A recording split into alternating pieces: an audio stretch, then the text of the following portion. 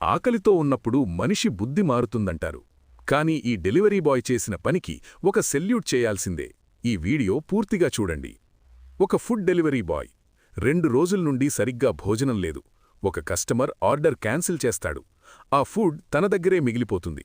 ఆకలితో కడుపు కాలుతున్నా ఆ ఫుడ్ తినకుండా కంపెనీ పాలసీ ప్రకారం వెనక్కి ఇచ్చేయడానికి వెళ్తుంటాడు. దారిలో ఒక ముసలి అవ్వ ఆకలితో రోడ్డు పక్కన పడిపోయి ఉంటుంది.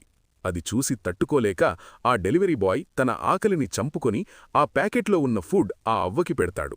ఇది దూరం నుండి ఆ కస్టమర్ ఎవరైతే క్యాన్సిల్ చేశారో చూస్తాడు. ఆ కస్టమర్ దగ్గరికి వచ్చి, నేను నిన్ను టెస్ట్ చేయడానికే ఆర్డర్ క్యాన్సిల్ చేసి ఫాలో అయ్యాను. నీ నిజాయితీ, మానవత్వం నాకు నచ్చింది అని చెప్పి ఆ డెలివరీ బాయ్కి తన ఆఫీస్లో మంచి జాబ్ ఇస్తాడు. నిజాయితీగా ఉంటే దేవుడు ఏదో ఒక రూపంలో సహాయం చేస్తాడు. నిజాయితీ గెలుస్తుందని నమ్మేవాళ్లు ఒక లైక్ చేయండి.